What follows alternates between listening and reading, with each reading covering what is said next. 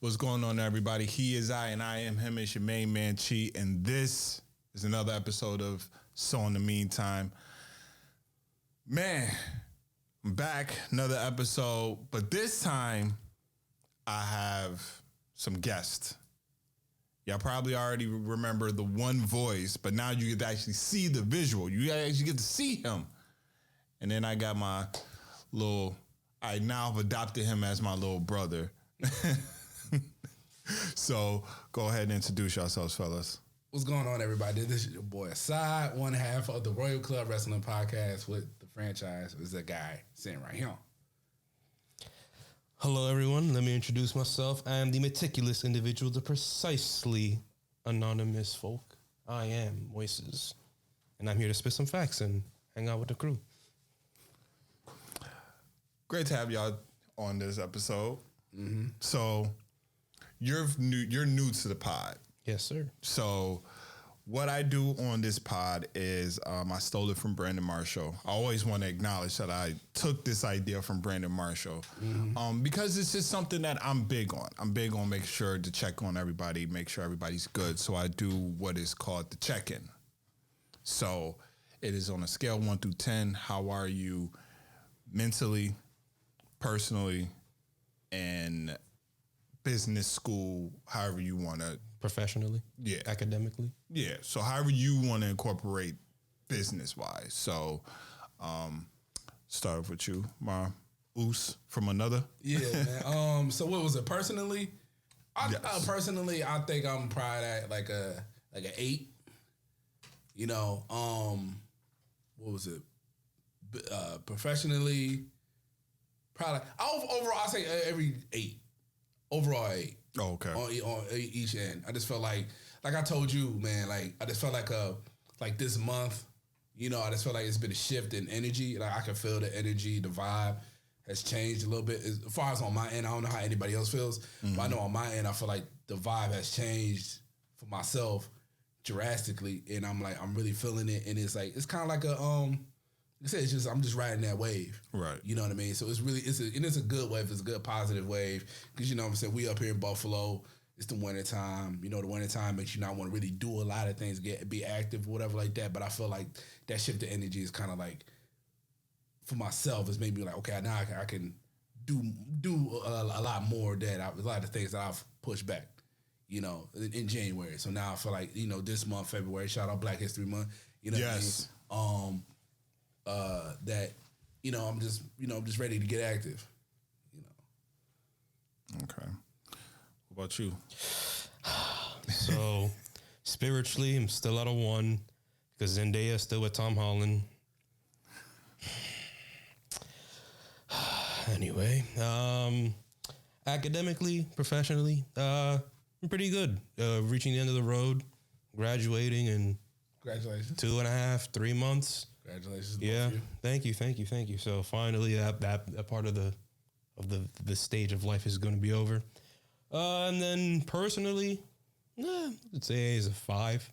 I had to change the energy too, but it's more so was locked in quarantine for almost 90 days because of like so many people in my family having experiences with COVID.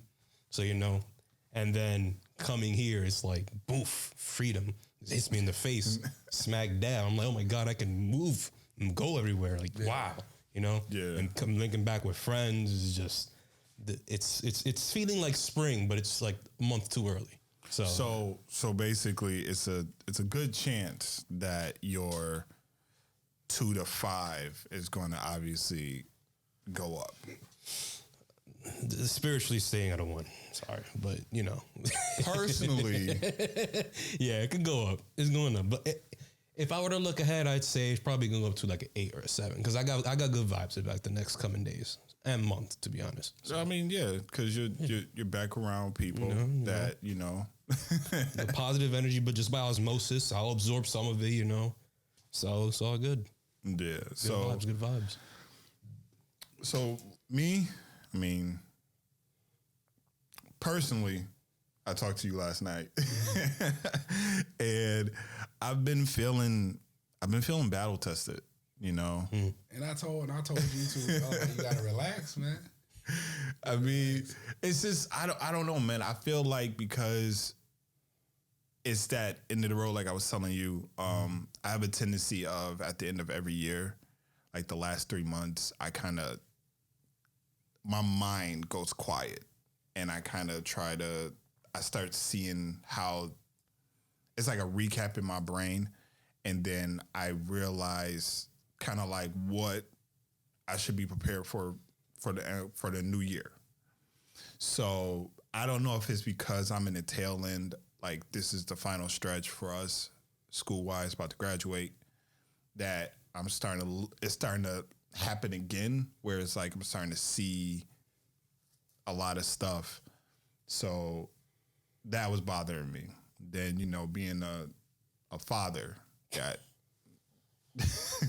Well, that's definitely a different added element. Yeah, so being a father, but now being able to, like, I had to explain to my daughter, like, this is my schedule now. Any of the little things, you can, if it doesn't really have to have me be involved in it, as far as like her wanting to go hang with her friends or something like that, she can ask her mom, just do that. Mm-hmm. If it's a matter of like a serious topic, serious situation, I want to get involved, So that's where I am with that. Mentally, I try to keep it at that 8, but it's that, it's that battle. Business wise, I mean, y'all know how I'm doing this. I'm about to, as you can see, we're shooting like video content wise. Yes, sir. And the business, the podcasting, we shot a pod earlier and we were supposed to knock a couple out today, but, situations come about. So, but they're still gonna happen. It's just a matter of just figuring out that time frame. But so we got a lot to talk about. We have a lot to talk about. First things first, I want to let everybody know that this is not a sports podcast. It's not. We just talk about current events. We talk about things that we like to talk about. But we are going to talk about sports. So if you don't want to listen to our take on what's been going on in the NFL, just skip over this, find a timestamp, go to the next subject. Conference championship.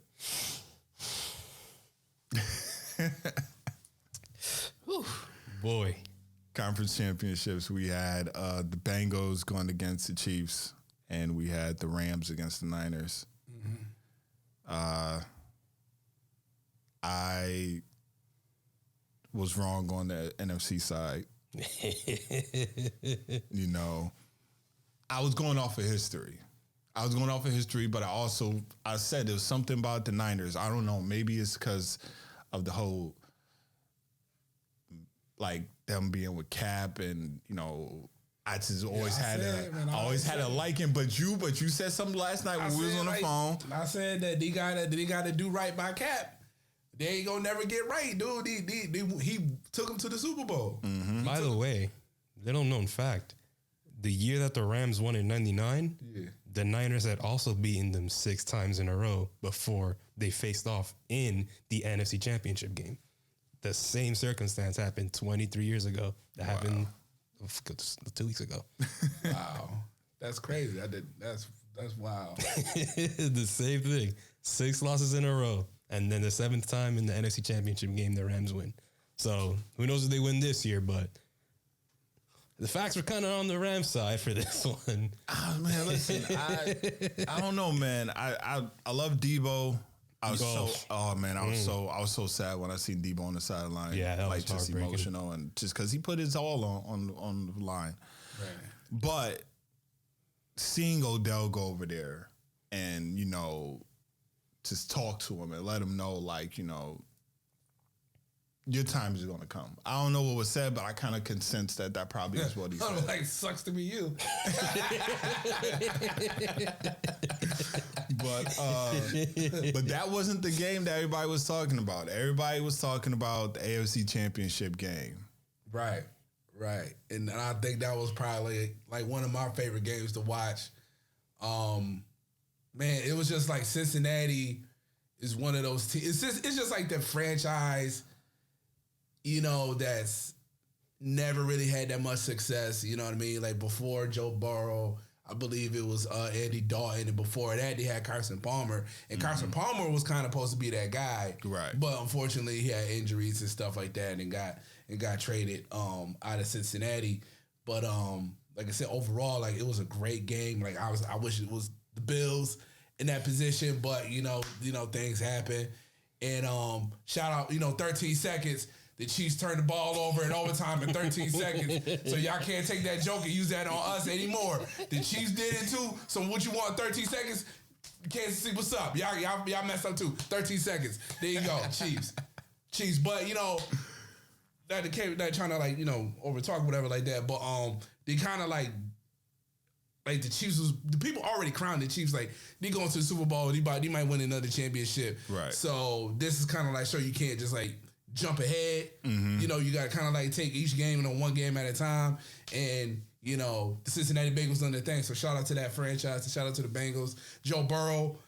I know coming out of college, I was like, yo, this dude go like his first year. I was like, yo, if he didn't get hurt, I think the Bengals would have made the playoffs his first year. Right. But he got hurt and stuff happens. But this year, it's just like even to go to like just your second year, you're going to the Super Bowl.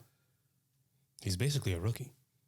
Basically, pretty much, pretty much, like it. Like I think before he even got hurt, like only played 4 games. And it was against the Commanders. I was against the Commanders. He had like 2,000 yards or something like good numbers. Like he was really balling. Mm-hmm. But man, let me tell you. Like I was watching the game. I wasn't watching the game. I just happened to be on because I was working. So I happened to be on my phone and somebody was like, "Yo, the game's over already."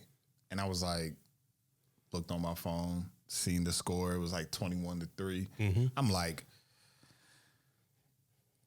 okay. Like, I looked at the stats. I looked at what Pat was doing. I looked at what Burrow was doing. And I'm like, okay.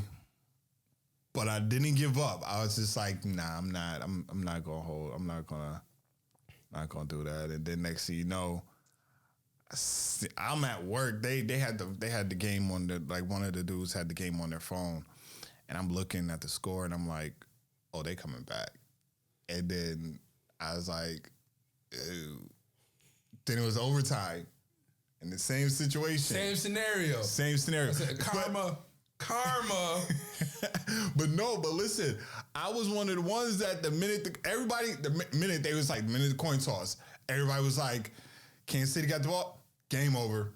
Everybody said that. And I'm like, damn. Then, like you said, 13 seconds in. 13 seconds in! 13 seconds in. Next thing you know, they turned the ball over, and I'm like, oh, y'all done fucked up now. Let Joey B get the ball. Bro, all they did was a field goal. Yo, let me tell you something. I might not get a Joe Burrow jersey. I might not get no Joe Burrow merch.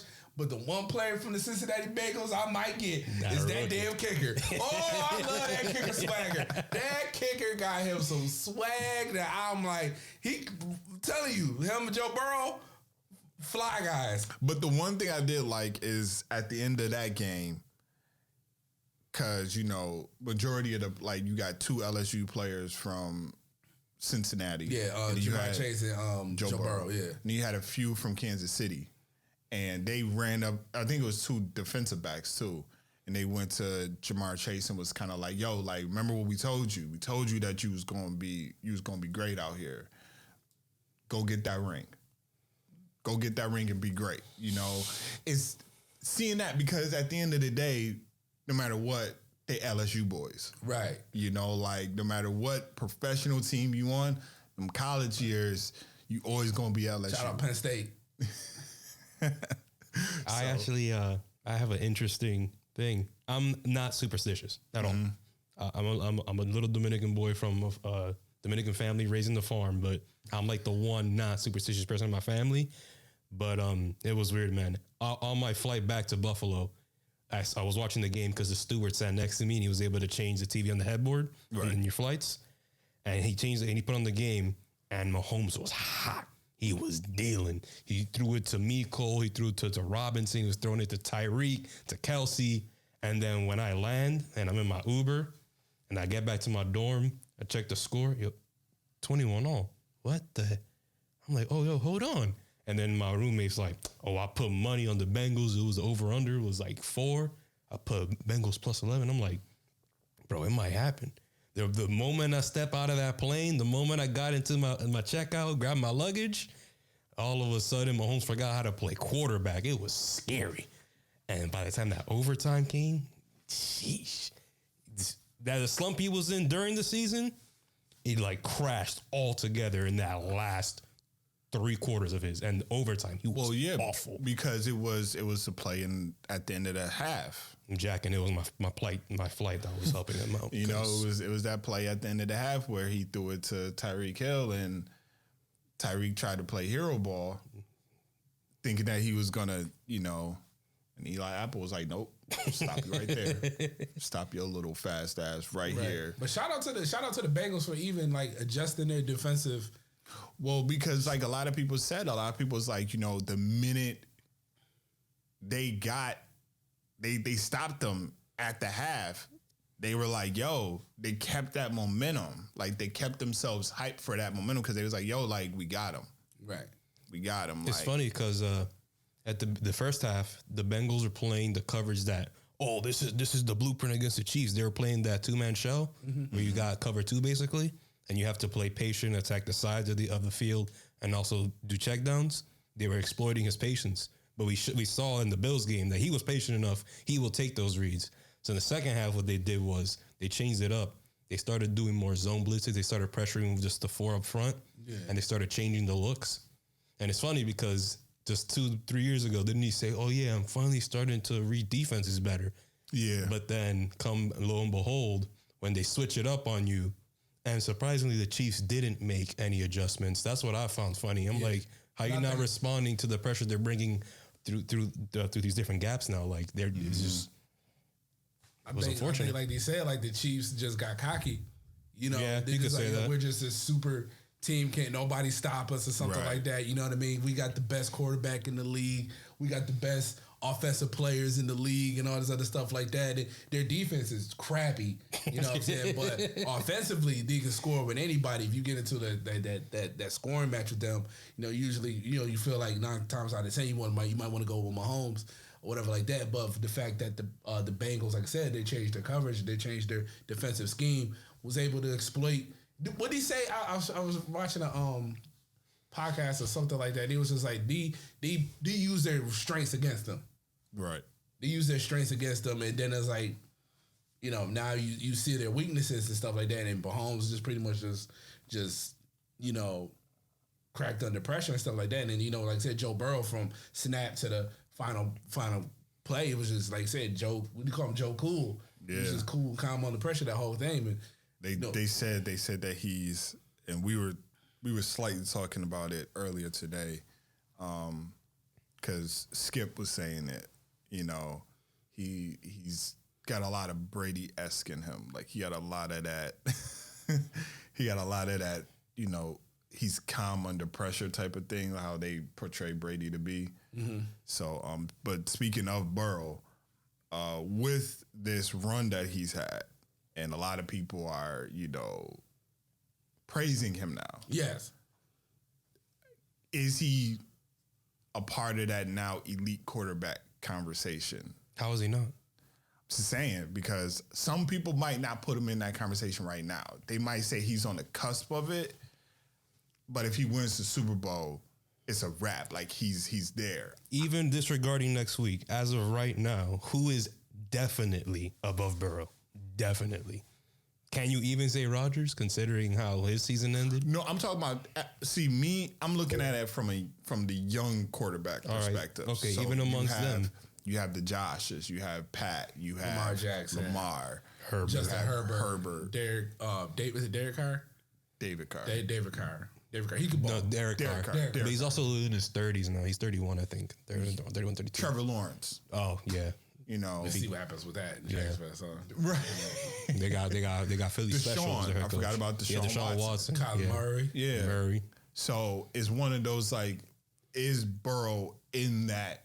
But I wasn't talking about that. It's more so like AFC because he was talking about the AFC because he said AFC is deep and quarterbacks is deep. So right now, like to me, Joe Burrow, I thought he had that sauce season 1, his first year, his rookie year. I'm like, yo, he got it. It's just, Cincinnati need to clean some things up, get the pieces, get the right things around him, and he got it like within like 2 years. Right. You know what I mean? So I think Joe Burrow. I mean, he don't got no line, but he ain't really got no line, but he's still finding a way to win and stuff like that. So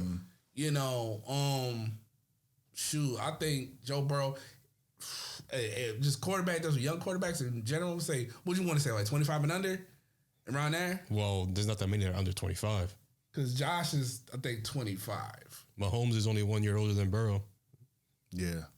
Not that many under 25. Well, in their 20s. Let's just Fair say enough. that. Okay, in their 20s. Fair enough. In their 20s. I can't even, I was going to throw Deshaun in there, but Deshaun didn't play. So until I see Deshaun play again, but you can't really throw him in there. Still better than half the. Still better than half the. You can't throw him in there because he hasn't played. Still better than Kirk Cousins. Still better than Dak. Oh shoot! Oh, we've had about Dak. They 30. No, he's 28. He's 28. He played like he's 30 though. I like Dak. I like Dak, but I don't know. He a cowboy. I think you got to get him out of Dallas. He's not the problem. He's not. I think if you put him in like Pittsburgh or something like that, he'd probably do better. Something like a system like that, like a team, like an organized franchise like that, he'd probably do better. But He'd do great with the Niners, theoretically speaking. He got Trey Lance. So. Trey. We got to see how he turn out, though. Right, we got to see how he's going to turn out. So, but so I mean, for me, I've been Burrow, like even LSU winning, having the greatest college season ever. But no exaggeration. Right. So I feel that way. I feel like he's in the elite class, Super Bowl or not. So if he won a Super Bowl, where do you think that would if he wins one? Erect a statue in his name. He's right underneath Pat. Bro, do you think he might be slightly better than Pat? A Bengals. As far as like who you want, who would you want under pressure? Burrow got no O-line, and he's faced he's faced 3 top 10 defenses in the past month and a half. I go Burrow because he's so like I have never seen him get rattled. Man got sacked 9 times against a really good defense and did not get rattled at all. And all he did was just like, all right, got sacked 9 times, but never turned the ball over, which is rare that you see a quarterback get sacked 9 times and not one turnover, not a fumble, not a nothing. And he led the league in interceptions in the regular season, which is crazy. Because I didn't know that. In the postseason, like there are none to be found. I just thought about that. You noticed that we did not mention Baker, right?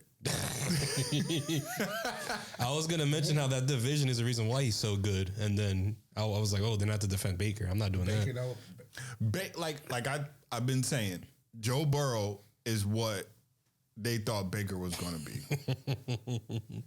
Right, but yes, that small quarterback. Yeah, those small guys, and he got that attitude. And it's just Cleveland, man. I think Cleveland got a curse, man.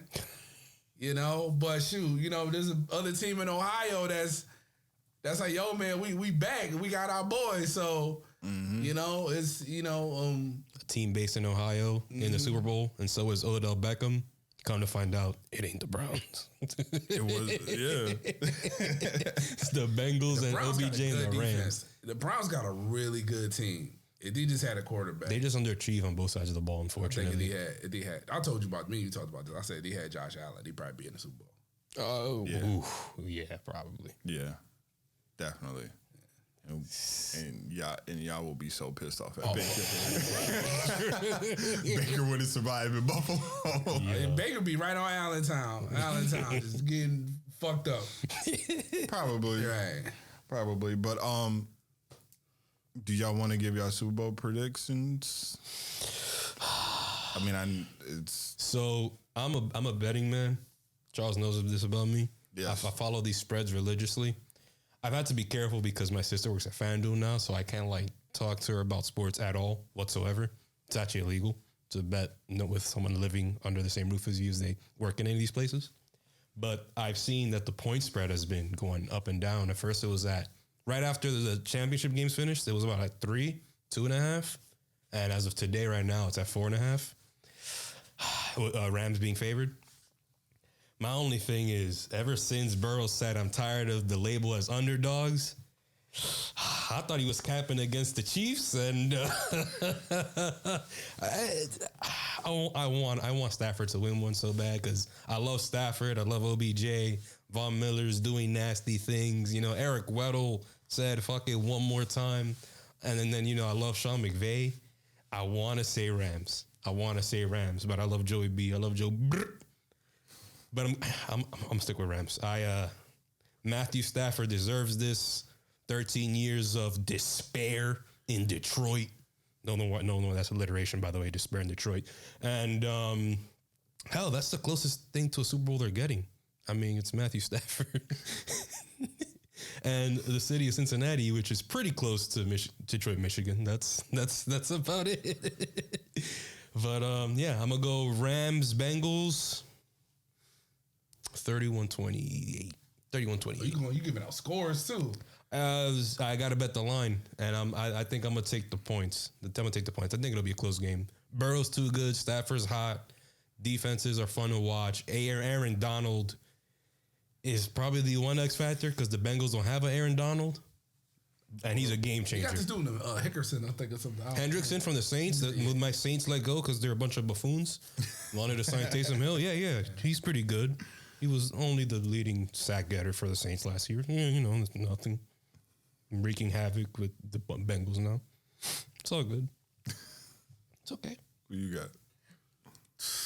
I want to go Cincinnati because it's like the underdog. I love that underdog story. I always I adore that. And then it's kind of like I said, they got a kind of like a relationship with Buffalo, like I told you about. Mm-hmm. So, I ain't gonna say D win one, we won one because obviously D never won a Super Bowl. Right. We never won a Super Bowl. So D win a Super Bowl. We still ain't getting one, so you know what I mean. We still ain't got one, but like I said, I just think it's the small guy, it's the little guy, you know what I mean. So I'm always going to cheer for the little guy, and I really, honestly, it's not like I'm so I just caught on the wave of Joe Burrow. Like I really like this kid, you know what I mean. Like this dude is a baller, And the one thing about Matt Stafford, you was talking about Detroit, I was like, you can take. Matthew Stafford out of Detroit, but you can't take the Detroit out of Matthew Stafford. So if the Rams better hope that Detroit Matthew Stafford don't show up and that they get LA Matthew Stafford. LA Matthew Stafford has been balling this year. I would love to see. Either way, this is gonna be a good. So I'm gonna really enjoy the Super Bowl. Right. Like I said, I adore Odell Beckham. I'm glad to see he's back into to get back into the mix and stuff like that. Before a while, he was, like I said, one of the top 5 receivers in the league. 3. Top 3. He had the best 4-season stretch of any receiver ever. Mm-hmm. Then it just fell down, crashed down and just got right back up. Like I said, big Von Miller fan. I think Aaron Donald, if anything, if the Rams win, Aaron Donald might mess around and get MVP that game because I think he's going to wreak havoc.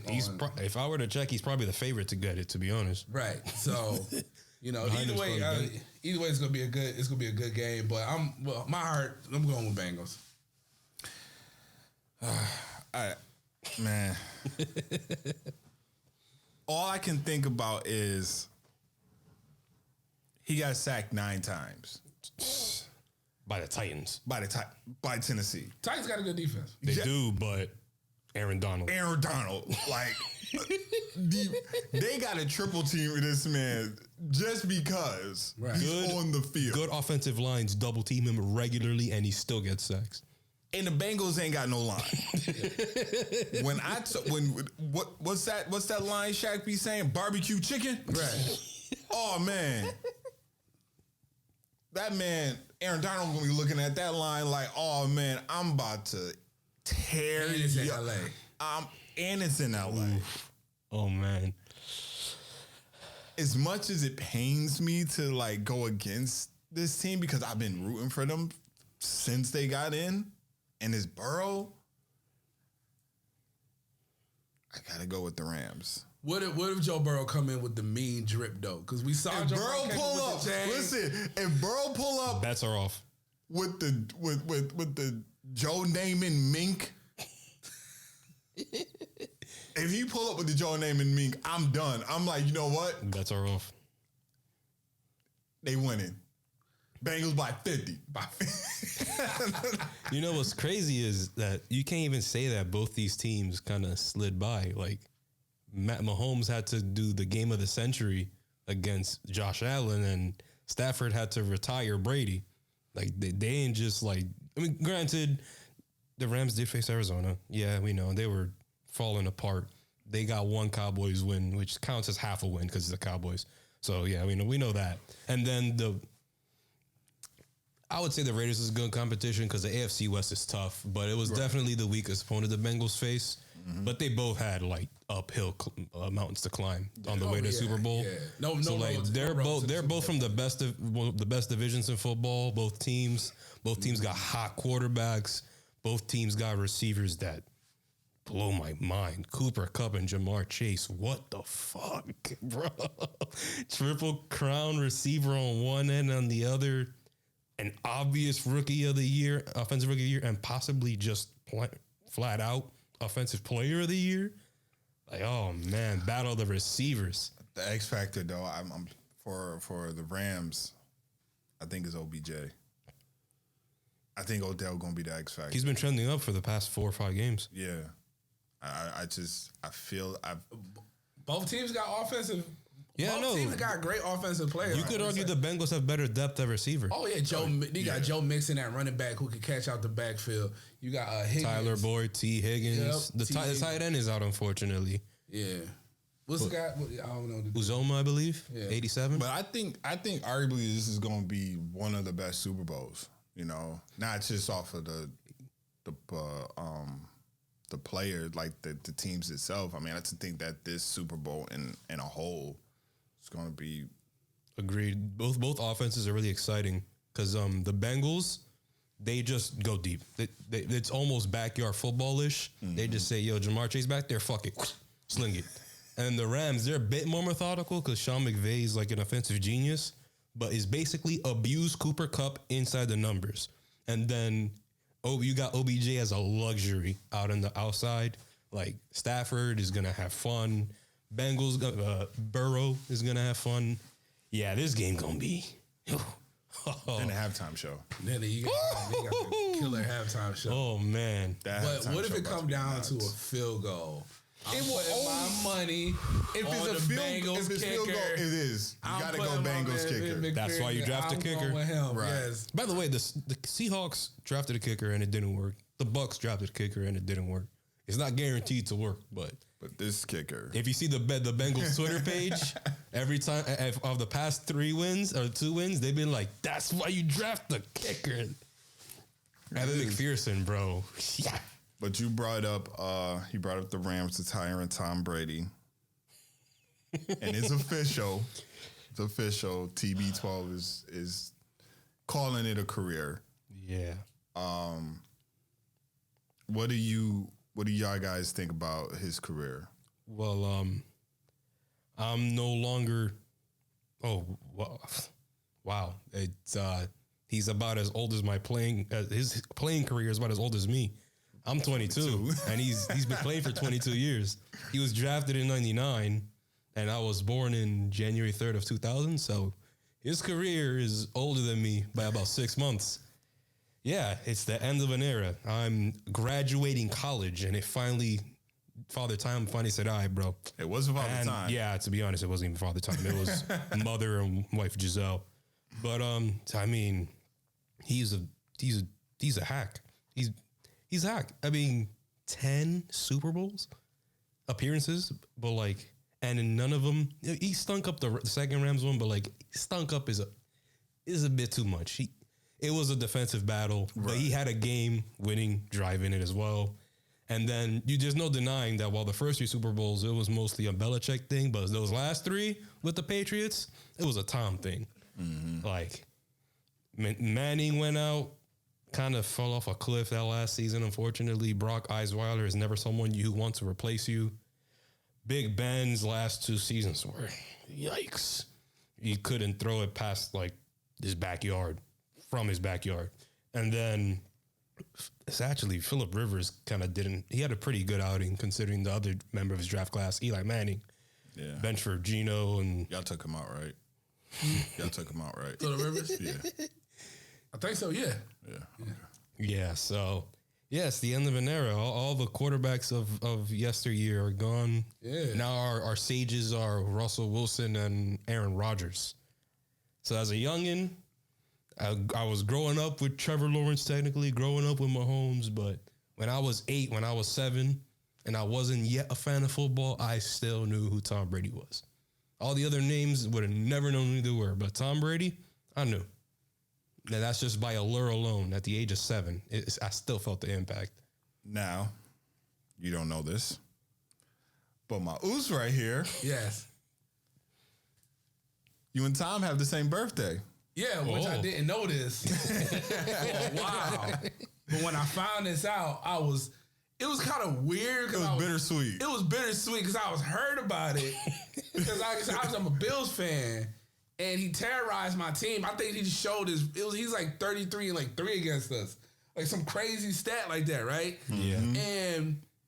And I was like, damn, like this dude has always, and we like I said, every time we played New England, it was always, you might as well catch them 2 games off against New England, he's gonna lose, right? So that was always the thing or whatever. But like I said, me and him share the same birthday, and you know, we're Leo men, you know, we're Leos. So I'm just like, I can't really hate you like that, you know what I mean? Because like you my brethren, you know what I mean? You my brethren in this thing. So I'm like, you know, he a winner, and I'm like, I want to be like, I want to be a winner too. You know what I'm saying? So I was just like, dude, I can't really hate him. But it's like I've grown to respect him. Right. I've grown to respect him. It's like you can't hate somebody that's that great. That does what he does, especially in football. That's unheard of to do what he did. To go to 10 Super Bowls. He went to 3, and he had that stretch where he didn't win one, but it seemed like it might be over. Mm-hmm. You know, and then to go to win 3 more after that, and then leave your team that you've been with for like 20 years. 20 years to go to a new team. Your first year winning Super Bowl? During a pandemic. I don't want to sound like Skip when he does that. When he be like OTAs. Right. Like practicing in the park when it wasn't allowed. For him to do that. Like I said, everybody had the same circumstances, right? Mm-hmm. True. You know what I mean? And he went out and got it done. You know what I mean? And it seemed like to me, I just felt like Tom has won the divorce with Bill Belichick. You know what I mean? Like he's won the divorce, and now he's gonna just sell off in the sunset. I mean, it sucks for him losing. You want to see like a guy like that go out on top, whatever like that. But you know, like it's just time to hang him up. You know, he probably could have played another 3 more years and stuff like that. But like I said, that's a lot of toll. That's just a lot, especially as a quarterback. It's better to have an Elway retirement than a Manning one. Yeah, true. Yeah, true. And like they said, like the quarterbacks that we grew up, the traditional quarterback is no longer. You know, it's no longer. It's the mobile, crazy arm strength, whatever like that. Yeah, the runners who can sling it like a rocket. Yep. Right. So you got quarterbacks hurtling over guys, doing spin moves, crossing over and stuff like that. It's just crazy. You got a guy that after he wins, he smokes a cigar and all that stuff like that. It's crazy. Like we're living in wild times, but it's like I like these crop of guys. I like these. In fact, there's I forget his name, but Colin Cowherd, he was talking to Greg Cosell about some of the quarterbacks coming up, and there was one who was a pure pocket passer, and he was being dinged for it.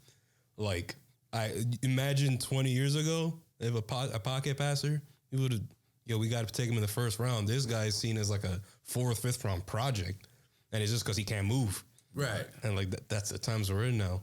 And Well, we moved out of the Tom Brady times, but Tom Brady aged like fine wine even during that transitions. Crazy because he still couldn't move, but he could sure move. I think he got 1,000 yards in rushing. He does. I think he got 1,000 in rushing. He does. Listen, hey, But so there's been this talk about, is he the greatest football player? Now, my brother, who was supposed to be on this, pod, because he made that stat, like, not that he agreed, but he said, pump your brakes. Like, I wouldn't say he's the greatest player. And me and you talked about it, Moises, and I believe I was like, he's the greatest winner. Yep. Like, he's the greatest winner. In my opinion, the greatest winner, Tom Brady. The greatest athlete, in my opinion, football, gotta go Randy Moss. I'll go Randy. I know that'll piss a lot of people off. I'm gonna go Randy. You think Deion? A lot of people would have said Jerry. Deion up there too. Deion too. LT. He's like the most controversial, I think. I won't say controversial. I will say he's like top 3 feared players. Top 3. Yeah. Who's more feared than LT? You got Ray Lewis. You got Sean Taylor. God rest Sean Taylor. People were afraid of Sean Taylor. I'm not denying that. It's just LT, bro. I know LT was MVP. LT destroyed Bill Sims' leg. How many careers in coaching did LT spawn for DCs, bro? True. Bill Belichick. True. Was he getting a job if it wasn't for LT? Best leader. Oh, that's a Tom Brady, Ray Lewis thing right there. I was about to say it's 1A, 1B right there. What would you put JJ Watt up there as a great leader? I feel like he got like some leadership skills out. Leadership skills, yes, but it's something you know Ray, my boy. Yeah. So I'm not putting him over Ray. I'm just saying like he's kind of like he just seems like in leadership, yeah. But unfortunately, like play does factor into leadership to some degree. Yeah. He was a beast. JJ Watt was a beast. The injuries, just like he wasn't available to be a leader for them. And also the Texans ownership and franchise and organization sucks. But, mostly the injuries kind of robbed J.J. Watt of that ability to have a Aaron Donald-esque career because that was the path he was on. Yeah. I mean, I feel like Tom's the greatest quarterback. Don't get me wrong. Yeah. So, you said is the greatest football player? Yeah. I still have to go LT. I'm sorry. Born in New York City. All I could do was see the highlights, and that's all I needed to see. And then you got a lot of players who will say LT is like the best thing they'd ever seen. And it's like, I feel like the ultimate goal is to win. Mm-hmm. Yeah. So it's to win the Super Bowl, to go to 10, win what, 8? 7. 7? He has more rings than franchises. He got more rings than franchises, dude. That's scary stat, by the way. He has more playoff wins with the Buccaneers than the Cowboys have in the last 25 years. 20-something years. 25. It's ridiculous. It's even great winners. Jimmy Garoppolo is a winner. Commanders, Eagles, Chiefs, Saints, Packers, and then all the Cowboys got is Detroit, Seattle. I didn't even remember the third one. Oh, God. When was that one? Green Bay. Was it Green Bay? Because they lost the Des Carter game. They lost that one. I know Dak is 1-3 in the playoffs, and then Romo, he's probably one. He's probably one of the ones that lost one. I thought they beat the Packers. No, they lost the Des Carter game. But they played another game too. No, remember the Packers also beat them in the 31-30. That was Mason Crosby. Skip famously proclaimed it. Yeah. Whatever. Point being, Tom Brady in 2 years and Joe Burrow in 1 year shows you quarterback can right a ship. And I don't think there was anyone who righted a wronger ship than Tom Brady because Bill Belichick was definitely about to get fired. And Tom Brady most definitely caused a lot of quarterbacks, other teams, to not win Super Bowls. So think about a lot of the teams that today Sorry to cut you off, but you know what today marks, right? And then the anniversary of the 20, was it 23? 28 to 3. 20 to 3. Now, Falcons' worst nightmare. Yeah. Now, you were present when a former friend of ours, y'all went to 716. Yeah, we went to 716. And I remember the voicemail you left. I wish I had that voicemail so saved. Because you couldn't be petty at that moment. Yeah. Because you were being a good friend. I was being a good associate. I was being a good friend, good associate, whatever you want to call it. At the time, you were being a good friend. I was being a good brother. I didn't want to, because it was heartbreaking to see that. It was a surprise.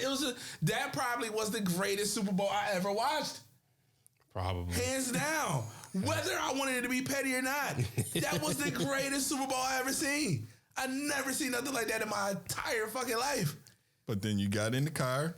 Yeah, but once I left, I ate my food and everything like that. I gave people hugs. Had to unwind. Yeah, and I walked to my car. I was really just like, it was just like, I was just person I felt like Tom Hardy, like Venom. I'm just like it's coming out, it's coming out.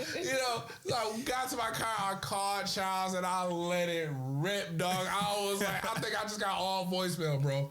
I was like, dude, I'm like, Tom Brady's the greatest quarterback. And you went as far as to say, I still remember it. He went as far as to say, I want to thank Dory because she had the jersey on. She had a Falcons jersey on. And I was like, that woman is a plague amongst the team and stuff like that. I'm surprised that my Bills is doing so good right now. Like, listen, I'm just like, dude, that was the great. I said, like I told you, I said the Falcons got to win 5 Super Bowls in a row. They got to go undefeated each year just to get that off of the record. There's no. I don't even care if they win the Super Bowl. But it was like their record was like, it was like, I don't know, it was like 12 and whatever. You know what I mean? No, you got to go. No, 12 and 5, right? Yeah, I think it's like 17 games. Yeah, 16. Back then it was 16. So they're in 12 and 4. Yeah. So number 1 seed in the. They got to be number 1 seed. Sweep everybody, go to the Super Bowl and murder. I don't care who it is. You got to murder that team. And you got to go 5 of them bad boys. And instead, they completely collapsed. And like the 2014 Seahawks, never recovered. That's what happened when you try to, somebody hate the guy. You try to make that boy. Matt, you ain't that boy. Matt wasn't that boy. Right. It wasn't even Matt Ryan's fault. I mean, you could have run the ball sometimes. That's what it is. He tried to make.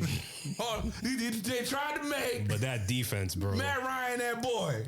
He ain't that boy. That defense, bro. And that's what happened. That defense in that running game disappeared. Yeah.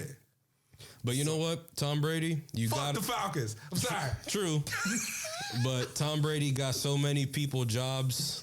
That's the one thing about quarterbacks that's like it's underappreciated. Mm-hmm. Just how good you make average coaches and bad coaches look. Because the most notorious one, the most criminal one is Bill O'Brien. How the hell did he get a job? Because he yelled at Tom Brady once. And like you see what he did with the Texans. You see he's like covering his reputation with Alabama just to lose it in the championship game. But and then you can go Eric Mangini, you can go Charlie Weiss, Josh McDaniels, who had an awful stint with the Broncos and then skirted the Colts when he reassembled the staff. I mean, great quarterbacks get bad and average coaches good jobs. And hell, you can say Matt Patricia, he was a DC, but with Tom Brady as quarterback, never losing games make your defense look good. So props to Brady, bro. If you can get bad coaches good jobs. I'm so glad you said that. A lot of bad coaches I could be referring to. See, you're good in this. You're good in this because you just segued. Perfect. Give us a segue. Hit us. Coaching. Of a certain coaching nature. Yes. So this week, the first day, February 1st of Black History Month, Brian Flores files a lawsuit against the NFL, the Miami Dolphins, the Denver Broncos, and the New York Football Giants under the terms of practicing racist as their hiring practices. And this has led to this just an open conversation. I mean, Brian Flores has been on CNN. He's been on CBS, ESPN. He's been everywhere. He's been everywhere. He's been making his rounds. And I can't help but to look at certain stats and posts that people are making addressing this matter. And I kind of was like, I'm gonna keep my thoughts to myself because I have a platform that I want to speak how I feel about the situation. But I want to get from you two y'all thoughts on the situation. I would prefer to go last because I have a lot to say about the Giants. So, because unfortunate Giants fan, So, well, okay, I can start this off. Well, first of all, the Miami Dolphins are idiots. Agreed. Stupid team, stupid franchise. You tried to pay this man money to purposely lose games so y'all can get better draft picks. This man, and listen, the man went to Miami in a situation that wasn't like the team, but the defense was awful. It was awful. The quarterback, they really, they really want to. I think he was trying to get Herbert. Yeah, do you remember when that one season where Fitzgerald was like, or Fitzpatrick? Yeah. He was just like randomly jerked out and like nobody saw it coming, and then Tua started playing. Yeah, and he started winning. And then now it makes sense as to why you approached Brian Flores about wanting to lose because they were on a roll at that point, and all of a sudden you jerk Fitzpatrick out. Sorry, it's just a revelation. It just came into my mind. Well, they was talking about that on Undisputed. They brought that up how they found it to be interesting that, you have Fitz and Fitz was doing this thing and then they was just like, bring Tua in. It's like, and the players are saying it too. They're like, this is not the time to rebuild. Like, we actually started winning games after starting 0-3. Oh, yeah, they were actually doing. Yeah, this was last year because his first year, it was just Fitzpatrick. Mm-hmm. Yeah. So, and by the way, no one mentions this, but Stephen Ross, who is the one who allegedly offered to incentivize Brian Flores $100K for losing a game. Did y'all know that he's a part-time owner of a sports book? Yeah. And he was incentivizing his coach to lose games, being part owner of a sports book in Miami. Did not know that.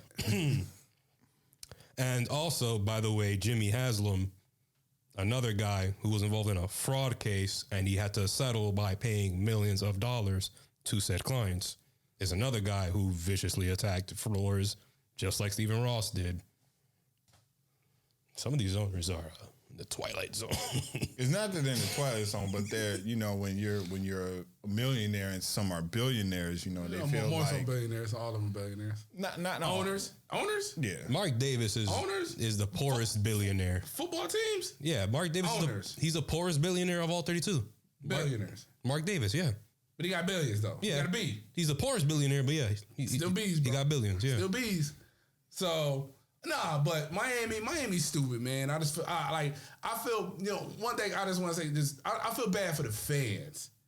Because as a fan, you got to think about it. Your team is purposely sabotaging your coach or whatever based on because you color whatever to lose, and you paying your hard-earned money to go get a ticket to go to these games, driving to these games, getting jerseys, merchandise. You spending all this money. Whether you black or white, you got to be upset about that. You spending your hard-earned money for your team not to put out the best product, to purposely set y'all up to fail just so you can fire this dude so you can go get the coach that you want and possibly still fail after that. Because you got somebody that's some dude that might not got no coaching experience, no nothing. Whatever. You know, Brian Flores, at least he was winning in Miami. He was winning. He was winning. Somehow he was winning in Miami. Now, he was getting this thing done, and it didn't matter. Yeah, the Dolphins didn't. And they were impressive streaks of winning. Yeah, they didn't make the playoffs. Okay, but I'm like you said, but think about like the AFC. The AFC has gotten better. It's deep. They went 10-6 and didn't make the playoffs somehow. The Bills, you got in their division, it's the Bills, Patriots, last season, Dolphins, right? Then NFC North is Browns. Now it's damn near all four teams: Browns, Bengals, Ravens, Steelers can make the playoffs. AFC West, you got 4 teams that could probably make the playoffs. If Denver had a quarterback, there'll be a problem. Then you got the AFC South was really more so, well, if Deshaun was playing. Well, they're a dumpster fire. If you got Deshaun was playing, Deshaun made shit work. Deshaun is something else. But he made shit work in Houston. And that's a shit fire of a franchise. So you got the Texans, Colts, Titans. Them 3 teams right there. That all the teams can make the playoffs. And by the way, the Texans did a black coach dirty too. They hired a fall man to play for 1 year to tank, and he tanks and he still gets fired. Got rid of your best receiver, got rid of your best defensive player, got rid of all this stuff. Well, that was Bill O'Brien. But I said that the purposely like sabotage. I feel like they personally sabotage the team when you have a black coach just so they can get some other guy in. But I'm saying as a fan, that gotta make you upset because it's just like it's just like the fact that I'm a fan, I pay my hard-earned money. This team, this stadium stuff gets paid out of my taxes. You know what I'm saying? And all this other stuff like that. And y'all purposely don't care and will just fire this dude or whatever like that. Or just do all this stuff to set it up. And it's like it's unfair to the fans. I feel like if you black or white as a fan, you should be upset. It's unfair to the league too. The thing is, head coaches, their resumes work completely different than normal people. Normal people, you put your highlights on your resume. You leave your hot dumpster fires. You leave them out. You don't include them, and you put in your abilities, your talents, whatnot. With head coaches, you don't have that luxury. Your resume is on national television as an NFL head coach and college ones too. And the problem is, with these head coaches, they typically get shit jobs. They're expected to turn them around when they've got nothing to work with. And which is why it makes the Stephen Ross situation and the Giants one so frustrating, because it's like, hold on. You already know that people like him have a tougher time acclimating and making the best out of a very poor situation. On top of that, you're incentivizing him to lose, which will be on his resume. And then that resume will be passed out to people when you do fire him, which he did. And they're going to see that you were losing. And because of that, the people that he represents, African Americans and other minorities, is going to add on to that stigma that they can't coach. You yourself are enhancing the narrative because you lack the foresight to see what you are actually doing, not to just Brian Flores, but to who he represents. And that's my problem with the Giants. John Elway is a different thing, so I want to touch on, but the Giants. What is it, 22 head coaches? 22 head coaches since 1960s. And it's so funny. Joy Taylor, she was covering for Colin Cowherd on the Friday show. Disrated, though. Bro, she first of all, a beautiful woman, but her take is moi. I felt exactly the same way. She was, and she what I liked was that she brought herself into it. She says, yo, I'm a petty person, so I can kind of point out the pettiness in remarks. And she pointed out to the end of the Giants statement where they quoted Brian Flores, said, oh, I understand that if, part of your job is to make sure you're taking the best candidate available. And the Giants, after that quote, they said, we did exactly that. And she says, yo, Giants, that's mad tone deaf. How do you say that? Unbeknownst to you, your history is a part of the problem. Mm-hmm. You've had 22 head coaches, a lot of them bums, some of them okay. 2 are great, which is Coughlin and Parcells. Right. Your past 3 have been offensive coordinators with 0 head coaching experience. And it showed in the past 6 seasons not having more than 6 wins. Then you're going to come out and say, oh, that's exactly what we did. We hired the best man for the job. I'm sorry, but Brian Daboll looked pretty. He did great things with Josh Allen, sure, but he also had zero head coaching experience because he was just an offensive coordinator for the Bills and the Patriots. Yeah. And by the way, stop hiring Patriots guys. Joe Judge didn't work for a reason. Like, come on. Besides that, the Giants and my stick is really with John Mara, have this issue where there's just like, they just can't see like 2 feet ahead of themselves. Like, you realize you have a foundational problem, but then you really don't want to actually take whatever resources possible to win them. You kind of just want to do it your way, which is why the Joe Shane hire as GM was aggressively average. And then the Brian Dable hire, I want to get excited about it, but those Belichick texts left a poor taste in my mouth, man. Yeah. And honestly, I wanted Brian Flores as a head coach. First of all, he's from Brooklyn. He's a Brooklyn nigga. Come on. What? And he's not even like he's some hood rat or something. Like, yo, he's a thoughtful, intelligent, composed, calm, collected human being, and he's tough. The Dolphins players fucked with him. Like, come on. Look what he did to Tua. Look what he did with Tua. He made Tua look good, and he's a DC. Deshaun wanted to go play with Flores. He's a New York fella, bro. Like, that's all he's like, yo, like, I want to play with him. Like, that's the only reason why Miami had the opportunity to get him, but they didn't want to. And it's just like, yes, ideally, you want to hire your best candidate, the best candidate out there. Yes, of course, obviously, independent of race. Problem is, most of these front offices just want to hire dudes that they feel will work with them.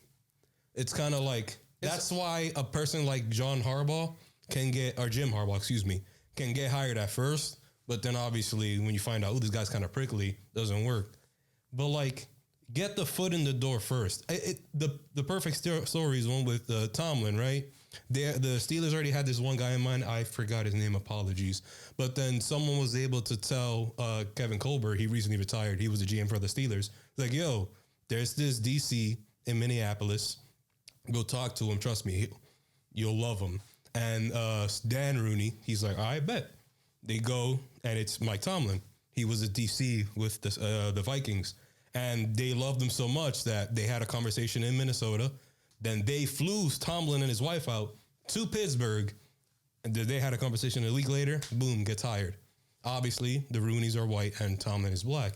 See, that kind of story, unfortunately, is the exception. Because most times you get GMs and owners who they're not actually really looking to be impressed by staff. They're looking to be impressed by black people. Whereas with their folk, those are just connections. What impressing you have to do? I'm already cool with you. So if I'm bringing you in, I knew I was going to bring you in. There's no impressing needed. Your resume is just kind of a nicety. With black head coaches, those resumes are a necessity. And that's the difference as to why it's obvious that, like, bro, like, we had 4 coaches like 4 years ago, black head coaches, and now it's just Tomlin. And by the way, it's kind of disappointing that Tomlin isn't really doing too much right now. Not necessary, but I wanted to bring that up. I wanted to bring that up in the long run because, you know, it's a... My take on this whole situation is it's unfortunate. I don't like it. You already know how I was... Yeah. I had a feeling that the minute you seen all this happening, I was thinking in my mind that you side was like, y'all had him. Y'all had him. He was there. Like, he just came back. And y'all NFL did again. Right. Like, y'all fumbled at the one. Right. y'all Atlanta Falcon. Right. The game. Right. You know. And as much as I won, and I read the lawsuit, like I read it, and it just is very detailed. Like when he filed this lawsuit, it was like, yo, this is the history of y'all coaching, like y'all hiring practices. This is what y'all are doing. And me reading that, it infuriated me because I'm like, all right, like y'all really are y'all pushing it. Like, Yeah. I'm this close of being like, I'm back on it. I'm back on it. I'm back on the big NFL shield with the X going in, with the red X going in between them. Like, I'm done. The same league that had Jerry Richardson and Daniel Snyder as owners in their league. Same league. But my thing is, it's just like, I've come to realize that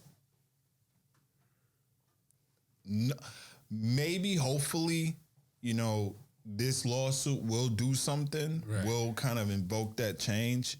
But then it's me seeing comments like, I'm going to bring it up, our boy B, his comment about the whole situation. Yeah.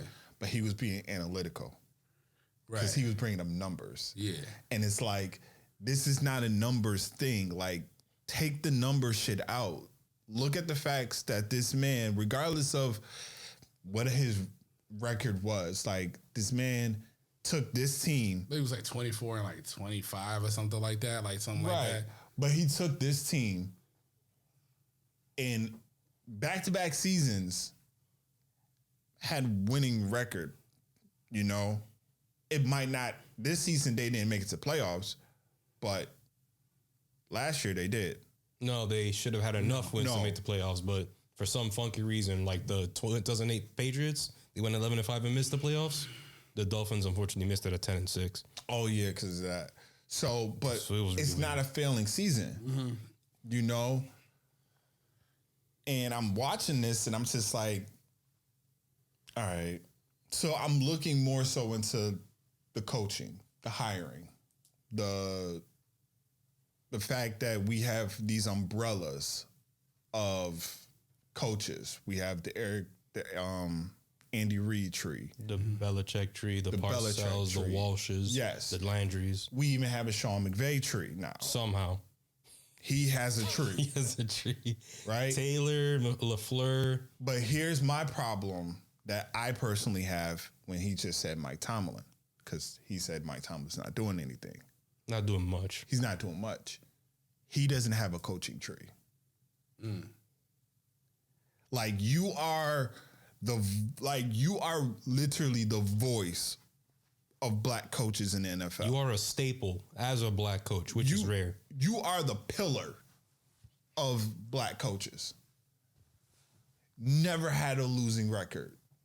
Never had a losing season. But your tree doesn't have nothing. Like, there's no bear fruit. There's nothing that you're doing to help push for more black coaches. Some of it falls on the Steelers because they're kind of like the Cowboys in that their staff is often insular, meaning that they like to bring in their own guys, develop their own guys, and in the front office too. And they don't often go out. They stay tenured. But if the Rooney Rule, sham that it is called this because of the Rooney family who owns the Steelers, who were also sued by Johnny Cochran because of it, which is why the Rooney Rule is in existence as of now. So it's like they praise the Steelers because, oh my God, like, all right, Rooney. But what are you doing? What exactly are you doing to make this situation better? What is Tomlin doing to make it better? What hurts is you got good coaches like Flores and Leslie Frazier not missing out, and then you got stooges. No. Stooges. You bringing up Leslie Frazier. He been in the league for a minute. You bringing up Brian Flores. Let's talk about the one coordinator who has 20, who's had 20 interviews. Enemy. And not hired one time. And you are arguably coaching. You're calling the plays for arguably the face of the NFL now. And by the way, the previous 3 offensive coordinators before Bieniemy did not call plays and got jobs. Matt Nagy being one of them. It is a shame that, and I was watching the Pivot podcast, so this is where I'm getting it from. It is a shame that Bruce Arians is doing more for black coaches than Mike Tomlin? I said Bruce Arians is black to me, bruh. I see a white man with the shades and that Kango hat that he be wearing, man. I'm like, this is a brother. But think about that. Bruce Arians is a brother. But think about that. He got that tan. That's a brother. But think about that. Mm-hmm. He's doing more for the black coaches. I be thinking, what if Tomlin's scared? He's scared to lose his spot. Not even lose his spot, to lose his job. Because it's like if I step outside of these lines, whatever like that I have, whatever like that, I could lose my job. I think, and never coach in the NFL ever again. I think it's more than that. I think it's this Midwest ethos where they're just naturally more reserved. And because of that, it includes not just in terms of football, play calling and brand and marketing and stuff, but in terms of societal ethos. It's kind of just, we don't bring those kind of stuff up because it's toxic, it's conversationalist, it's controversial. Let's not go there. And I think Mike Tomlin being there for 15 years and being close with the front office, and he's also just a reserved person. Reserved, not in words, because he's very eloquent and brilliant. So not in words or intelligence, but reserved in the fact that he's kind of Tom Brady-ish, he's kind of Jordan-ish, where it's like, I don't really want to talk much about those things. So it's just why it hurts, because it's like, you don't have to speak out to contribute, but like, put your stamp on things, like support with your statements. I can bet Tomlin himself had moments where he's like, this dude shouldn't be a coach. Or like, why do I have to go bounce all around to get a DC job? I think dudes unqualified are jumping straight to becoming a head coach. I think the best guy for that, I think the one coach that I probably would have said, like, I think most definitely would have spoken up was Tony Dungy. I think Dungy would have spoken up. They brought up Dungy in the lawsuit because they brought up how, Dungy was kind of exited out, and then you have the successor. I don't even call him a successor, but you have Gruden come in and reap the benefits of what Tony Dungy built. Yeah, but then Tony Dungy did get another opportunity with the Indianapolis Colts. Right. That's what I'm saying. As far as like speaking up for black coaches or something like that, I felt like if obviously Tony Dungy is not going to coach anymore, everything like that. But I think Tony Dungy would have been a guy that is like not Mike Tomlin, but and his word is important because he's a very spiritual person. He's religious, and he's very, Mike Tomlin's likable too. And he's very soft spoken. Yeah. So like he kind of has a way with words where even if it's kind of scathing, it comes off as very soothing. And I just really want to see more of them coming together, because like it just feels like Flores is kind of on his own, on an island by himself. And I get that, Marvin Lewis. Yeah, I think Marvin Lewis. He came out and said something. Hugh Jackson said something as well. But it's like, you want more, and that's why Brian Flores is doing this. He's like, yo, I want more people to come out. If Eric the Enemy was like, yo, let me tell y'all something. Just talk about one of your interviews. If he just shed light on that. But then it's like you said, it's that fear. Yeah. Like, if I do this, it's a rap. Right. It's a rap, you know what I mean? Because like they say nothing, like when they say, yo, protect the shield at all costs. But you know what it got, what would it change all this shit? If the shield, okay, I understand it's black folks, we not getting them opportunities, but this would have been LGBT community. Oh boy, they want to talk about, they would change. They would hire all them coaches. Half of the coaches would be in that group would have been hired. You know what I mean? That's like the group, probably like the one group they probably would have feared if like they would have got something like that would have happened. You know what I mean? But unfortunately, like I said, it's black coaches. It's like they don't really care. They just look at it as like, whatever, like we don't really care about y'all. But I think if it was the LGBT community, something like that, he probably would have been listening. Especially too, if the pockets would have got threatened, yeah, he would have listened. Bro, and again, this only hurts even worse because we've seen egregious egregiously bad coaching, a.k.a. Mike McCarthy and Urban Meyer. Granted, he's not a bad coach. Who? But Urban Meyer, college coach, I'll say. College, yes. But I was about to say because he's being a coach in the NFL, you're leading men, right? And in my personal opinion, just like how they say like you want representation, we have this conversation with school. The league is made up of 70% black minorities. Yeah, he's like 73%. 70% minorities. Yeah. Minorities specifically. Black people, I believe it was around 60, 65. But so you have that, and then you have these white coaches.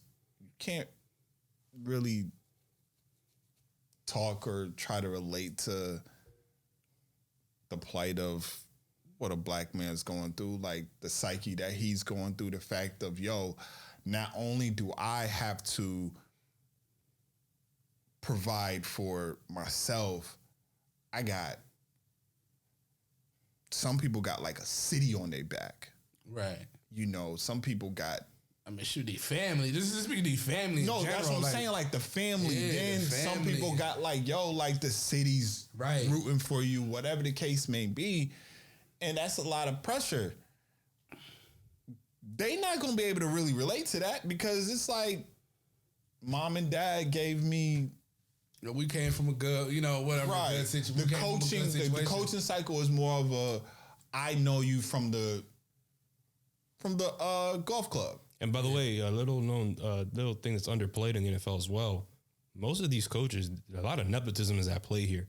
Someone read a stat where it's like 40 or 60% of the jobs held in the NFL, coaching and coordinating, they're related to other coaches previously who've been in the NFL. Hell, look at the Patriots. He got two of his kids in that bitch. Yeah. He got the DC as his son, Bill Belichick's son Steve is in there. Obviously, Shanahan with his son. And, by the way, Mike Shanahan is also an unofficial confidant of the Niners. He's always in the room with Lynch and Kyle. He is. McVay's dad was a coach. Nick Saban's dad was a coach. Bill Belichick's dad was a coach.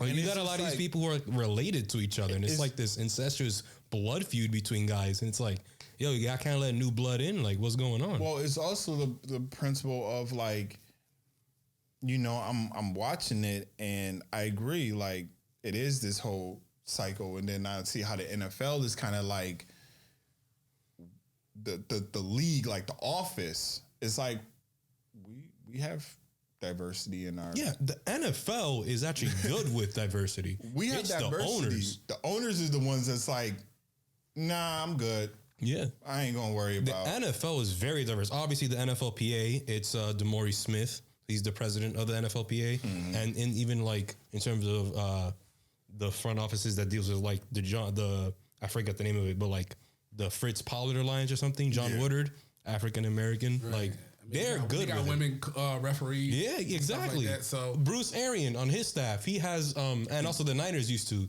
Their assistant DC, they have women on staff, more women refs. Like the NFL is doing their part, but what can Roger Goodell do, who often gets booed every draft? Well, Roger Goodell's. He works for the owners, though, right? Yeah. His boss are the 32. What can he do? He's the fall boy. He's the scapegoat. He's the shield. He's the one that's going to take the bullets. He gets shat on by all the fans and all the coaches when he's like, my hands are only tied by these 32. Mm-hmm. I can't force them to hire people. I just think, like I said, fans, like listen, because I just think that even if black fans, if every black fan said, I'm not watching football, I'm not doing this, I think that's just a small blip on the major scale for the Unfortunately, NFL. Money-wise, pocket-wise. So I feel like, that's what I'm saying, I feel like other fans, whatever like that, probably more so like I said, the Caucasian fans, something like that, had to just be like, yo, we gonna ride with y'all. Right. Because, and even now, so if you're just like, because they're not hiring more black coaches, it could just be like, the fact that, like I said, you're sabotaging these seasons just to get your way, and I'm paying my hard-earned money for this. And that's not right. I want to see this team do good. Jacksonville had like one good, made the playoffs that one year.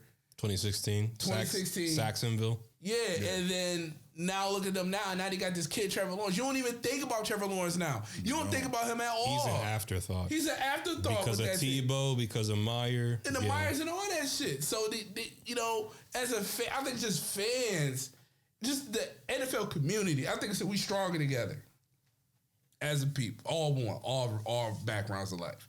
Why had to just be like, yo, until y'all change this, we not fucking with y'all. That's because you need everybody. You can't just be just one group of people because they gonna look at y'all like, okay, all right, man, we can just fill the stands up with people who go for support us regardless. Yeah. You know what I mean? And I'm sitting there thinking, I'm listening to all this stuff, and I'm sitting there thinking to myself, like, shit, I think I'm still gonna watch it. You know what I'm saying? I'm still gonna, you know. So it's like, you know. And see, that's where it gets. It's tricky because, like, we'll sit here,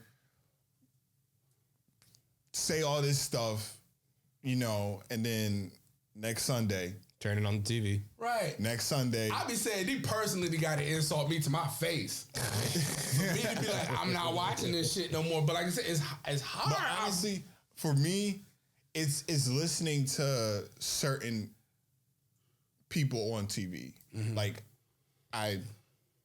Shannon Sharp, yeah, very outspoken. Yeah, you know about, and he keeps it a stack when it comes to the NFL. Ryan Clark, one of my favorite people now. Swagoo.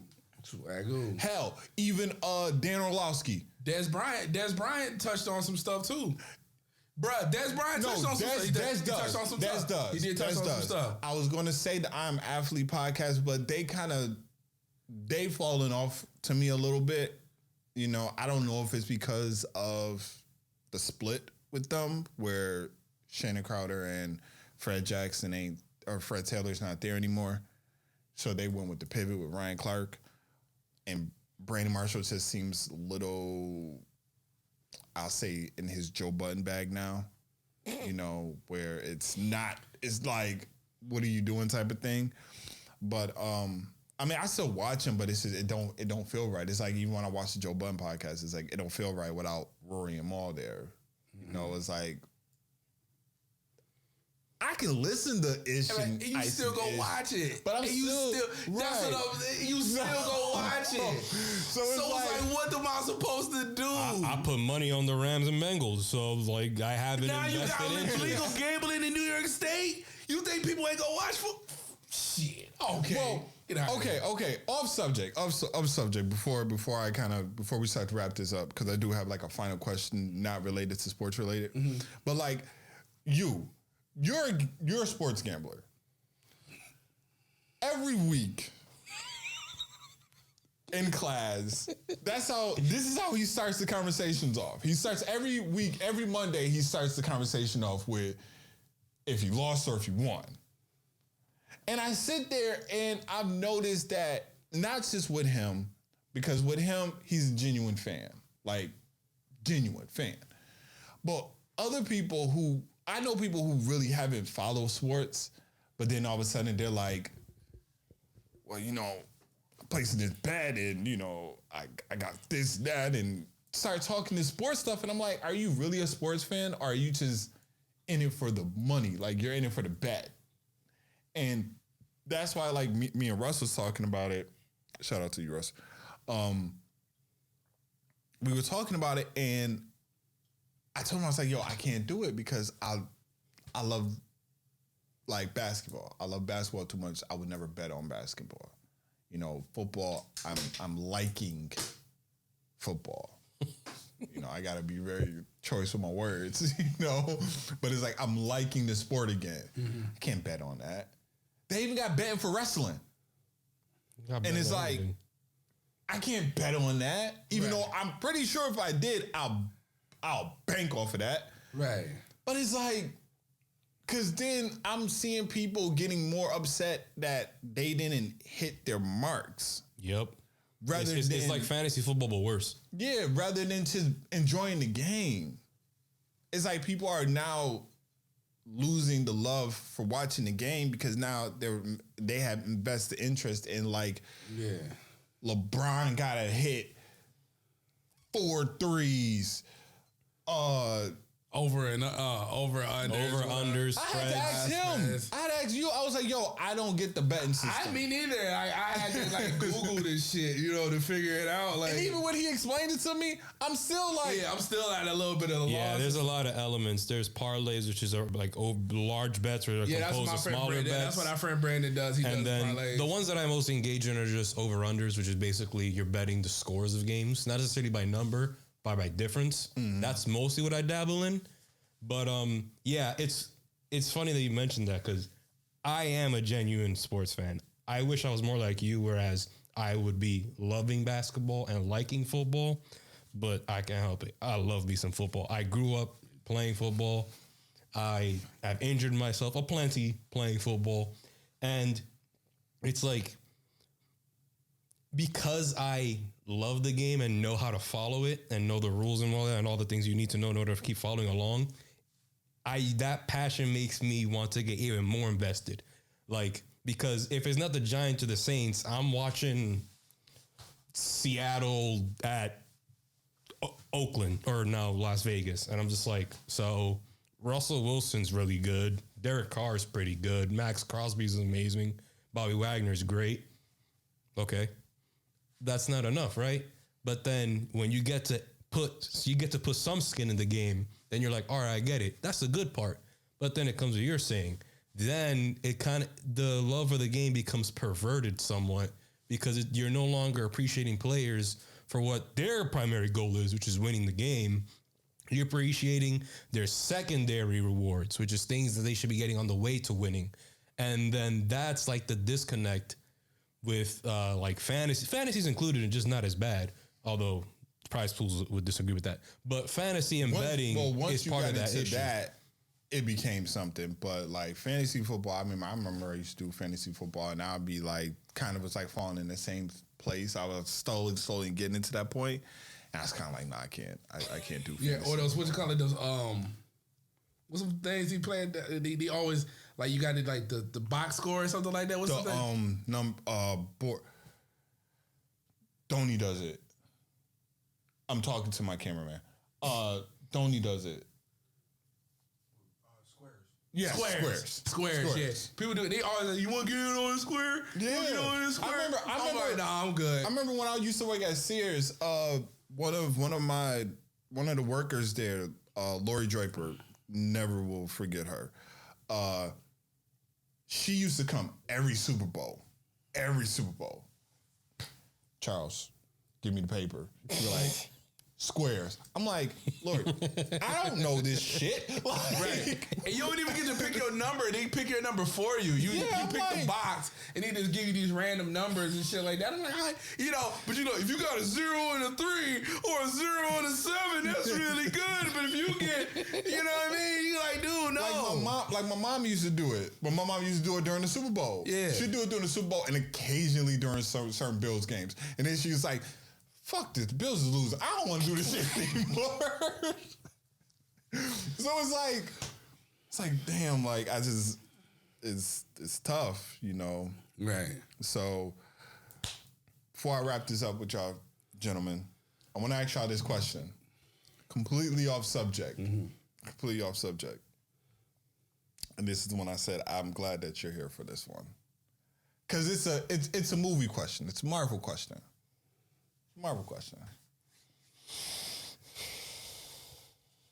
What's the greatest Marvel trilogy? Well, Captain, Iron Man, Thor, or Spider-Man? So I'm biased. So I think this is intentionally done because he expects an answer, and I'm gonna fork it to him. It's Spider-Man. Although Cap's movies are great. They are. 2 and 3 are amazing. 1 is just pretty good. Spider-Man. I'm the oddball. You gonna say Thor? Hell no. I'm going Cap. Bro, do people remember Thor 2? I'm going Cap. Cap was good. Can't get mad. Because I think Cap 2 is what brought Marvel to like. I'm about to say I think Winter Soldier was the greatest Marvel movie next to Cap 3. Civil War. That's Cap 3. Yeah, Civil War was awesome. Civil War was phenomenal, but Cap 2 brought legitimacy to like the writing boards and the screen rooms of Marvel movies. Yeah. And then they used it to propel Cap 3, which is when, Tom Holland made his debut. Certain Gentleman Black Panther made his debut. Oh yeah, him too. Yeah, Black Panther. T'Challa. Shout out to and Certain Gentleman. He made his appearance. Yeah. Oh, it's the ops. No, that's not. Damn. That's my phone. That's Chuck. My phone's right there. Chuck, phone. This right on there. Table. Yeah. Just hand it to me. I'm about to answer this right now while I'm recording. Nope, I'm gonna answer this right now. Oh boy. While I'm recording, it's live. It's live. This will be on the joint too. You know what? I don't like you over there this late at night. We're wrapping up. You're actually on my pod right now. I'm letting you know this right now.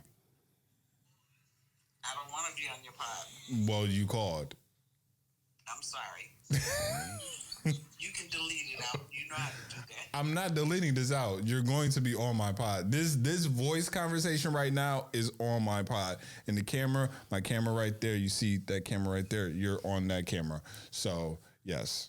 Are you there by yourself? No, I'm not here by myself. Look. Hi, sir. Hi. Hi, Moses. Hi, Mom. Did Chuck leave too? No. Chuck's right there. And his daughter's probably bored out of her mind. Daughters. Both of them. Bored out of their minds. We're wrapping up right now. We was literally in the process of wrapping up and then you called. Take me off your podcast. I'm not taking you off the pod. I'm not taking you off the pod, Mom. Take me off your podcast. No. Say something funny. No. No, you're on the pod, okay? I'm getting done. I'm wrapping up soon. Soon? Yes, I'm wrapping up soon. As soon the quicker that I get off the phone with you, because I was literally wrapping up, I'll be done. Over there that late. I'm like any of them over there that late. I'm fine. We're fine. Okay? Okay. Love you. Love you. I love you too, but get your behinds out of there, all of you. Bye. That will forever be remembered. It is. This podcast That's history. true mom stuff. Y'all right there. thought, listen, True mom stuff. she's on the pod. Mom, love you, but you're going to be on the pod. Right. All right. So, as you just heard, she's yelling at us because we got to wrap things up. So, If y'all don't know our location, man, we in the hood. we in the hood, right? We in like this nice ass building in the hood. Eating pizza and wings, talking about Zendaya, Rihanna. I'm there with you, bro. A certain someone and Rocky, bro. And not the Sylvester Stallone Rocky, the other one. I'm there, bro.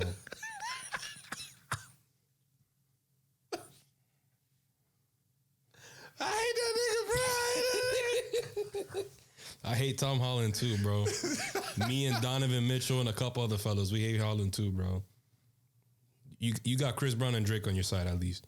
Oh, man. Man, fuck that nigga, man. I'm telling you, man. Yo, fuck Nathan Drake, a.k.a. Tom Holland, bro. A certain individual. So, ladies and gentlemen, this is the latest episode. This is the latest episode. Yo, that check-in from the beginning, you can dial me at a -1 now. Can I sign off? Ladies and gentlemen, this has been the latest episode of So in the Meantime. You can catch me on Sorry. You can catch me on Instagram at @sointhemeantime_pod. My personal is innerchi_52. You can catch these guys. You don't really promote your stuff. I know you don't have really, you're not in social media like that. Yeah, I'm a hermit, bro. Listen, let me try to pull it together real quick, man. All right. I'm a hermit. RCW_podcast. That's the wrestling podcast. My name on IG, Twitter. I think I got tears in my eyes. Just like this. You know what I mean? I'm just trying to be a warrior, find my warrior spirit and just be strong. It is what it is, though. And my Bills lost. That shit happening. There's a lot going on, man. And my Giants stink. It's hard times right now. You know what I mean? But it is what it is, though. If it makes you feel better, His information will be on this in the description. I want to thank everybody for tuning in. This was episode 19. Episode 20 will be coming out in the near future. He is I am him. It's your main man, Cheese, signing off. Catch y'all later. That's like the perfect ending to a podcast. That ending will never be forgotten, Like, bro. mom calls and says, get your ass out of there. You know, Yeah. like you in that bad area of yourself. If you have an end of the year highlight reel, that got to be on it.